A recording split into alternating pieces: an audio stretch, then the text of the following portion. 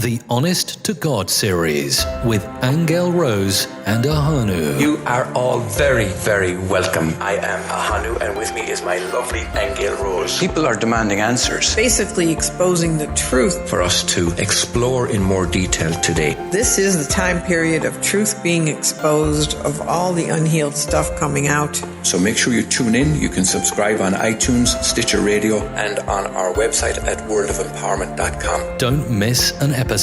Hit the subscribe button now. Well, Ahonu, it's after Christmas. We're heading into a new year. I know. And as we always know, not only did we have a full moon with meteor showers and everything, but the energy around this new year is really, really high. Yeah, but hang on a second, Aingeal Rose. You just mentioned Christmas, and here we are in California with the sun blazing. That's right. And me, an Irishman with my cowboy hat. So the reason we did this was to show the huge contrast between what we think is reality. Because for a lot of people, Christmas means snow and rain, perhaps, but certainly not sunshine. In fact, a little throwback in history, we were in Florida one time for Christmas. Do you remember, Aingeal Rose? And the sun was blazing and people were putting out Christmas trees and so on. It looked so out of place. And we want to talk about that today. But it was nice with all the yachts. It was. Parade of lights from the boats. Yes. And in the same way, here I am, the Irishman with my cowboy hat in California. So it's like there's a huge contrast between what's going on in the outer world and what's going on in our heads. Really? Yeah. And why that's important is because we want to talk about perception. We do? Aingeal Rose. Now, he just asked me what I wanted to talk about, and now he's telling me what we're going to talk about. No, but what was really funny about this is that we gave people a gift of something for Christmas. And it was a very generous gift on our part in the sense that there was a painting of trees that I had done in Ireland in 2010. That was forming the backdrop. And then Aingeal Rose had gone into the Akashic Records and done a reading on a whole bunch of different trees and the benefits of trees. And we turned that into a little booklet called The Healing Power of Trees. And we sent it out to people. It was a 20-page booklet as a gift from us. Some people expressed an unbelievable level of gratitude, didn't they? They were just so excited and so grateful for that. And because we were grateful to them. But there was one or two, of course, who said, take me off your list. There weren't one or two. There was only one. There was only one. That's right. Only one who passed a negative remark. A negative remark, yeah. So we just want to talk about perception for a bit. And it's like you think you're doing good things to people and there's a perception that they don't receive it in the right way. Well, okay. Let's just talk about the negative ego in particular, right? Because we were discussing this morning, which is why we decided to share it with you. We share all our learnings with you as we go. But have you ever noticed that you can do all these really wonderful things and you get all this incredible feedback, and it only takes one person who says something negative to you or derogatory to just kind of throw you off your perception of yourself. So talking about perception. Yes. We were discussing why is it that it only takes one person who's saying something negative out of maybe 50 who are saying something positive to really affect you. So for me, when things affect me like that, sometimes they don't affect me, sometimes they do. But if they do, what I do is I sit with it and I go and ask myself, well, what did that comment mean to me? Because I understand if I'm having a reaction, it's because I have some sort of association to that comment in my mind that I need to look at. Otherwise, it wouldn't affect Otherwise, anybody. it wouldn't affect me at all. Yeah. Okay. So if something is getting under your skin, something is irritating you, or somebody's remark or feedback has you upset, it's not about saying, I'm not going to let these remarks affect me. There is something going on inside your own consciousness. This is what Aingeal Rose is pointing out. There's something going on inside yourself that is causing you to react to that remark. And that's what we want to focus in on. The perception right, that because we have. this is this is the work, especially with manifesting, which, as you know, we're beginning to really put out there for you people and for ourselves. But in manifesting, whenever you have a reaction like that, if you ask yourself what that particular phrase that somebody might have said means to you, you find out what's in your subconscious that may be still there, that needs some sort of a healing. So I did that this morning with this comment, and as it turned out, of course I uncovered some thoughts about myself that were in there that still weren't healed. But there is something about exploring those things, the process itself, if you just ask yourself, well, what does that comment mean to me? Because the subconscious works by association. So that means that words mean things to the subconscious, phrases, the way we see the outer world. We have experiences, we come to conclusions about them, and then we make an association, and that becomes a program in our subconscious. So most people are not even aware of what happens beneath the surface of their conscious awareness. It's just the first reaction. It's just the first reaction. The first reaction is, you have a reaction to what somebody says, and then, of course, your mind goes to wanting to attack back. Right. Which is a really hard thing not to do sometimes, okay? Yeah. But you have to catch yourself then, because even that, even wanting Let to... me catch you, Aingeal Rose. Where we are right now, we're very close to a small airport, and there are little planes. This is a holiday, so there are little people taking their planes out and flying around, so we apologize in advance for that. Sorry, you will hear them coming in and landing to the small airport close to us from time to time. So, sorry, Aingeal Rose. I'm in the flow. You're in the flow. And he has to interrupt me. Talk about reactions. How? Oh, we've also got a gardener here. Oh, no. We might have to stop that in a minute. Okay. Trimming the trees. Trimming the trees, yeah. Okay, so anyway, like what I was saying was that just the process of asking yourself what something means to you, because it's the assumption that whatever you react to has some meaning to you on some level.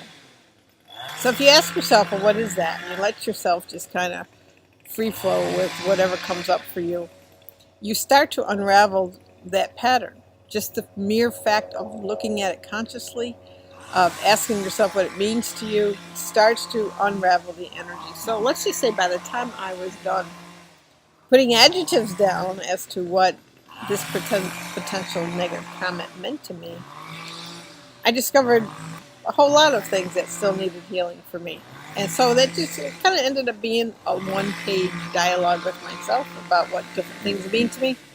And even when you're doing that process, if you find in your answer that there's a word that has a lot more charge to it than others, you might want to single that word out and just ask them. Are you going to interrupt me again? Yeah, I think we may pause till the gardener's finished here, because people are not going to hear us. It's just too loud in the background. So all right, let's just pause here for a minute.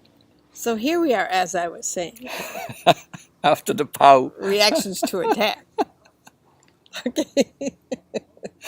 And how you undo the energy charge that's around them. Okay. So these are actually how negative comments can be a gift to you, because they will show you parts of your own subconscious that's not healed. Okay. So like I say, what I do is I take out a piece of paper and I ask myself, I put the phrase down and I ask myself what that means to me.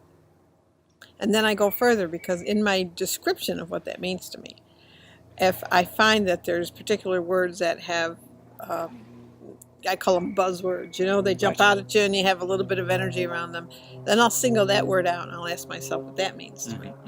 So anyway, that was very revealing to me in terms of showing me little areas about myself that still needed healing. So then what I proceed to do is I took out a clean sheet of paper that had one of our manifesting tree sketches on it, and I made myself a new tree. And I made myself a new tree based on what I realized about the information that I was getting.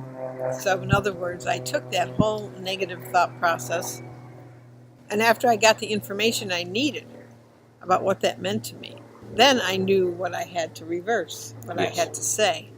Okay, and I think this is an important tip for our listeners because, especially with manifesting and with creating new realities for yourself, you do first have to understand what is the subconscious cause. And you don't get to that unless you inquire into yourself.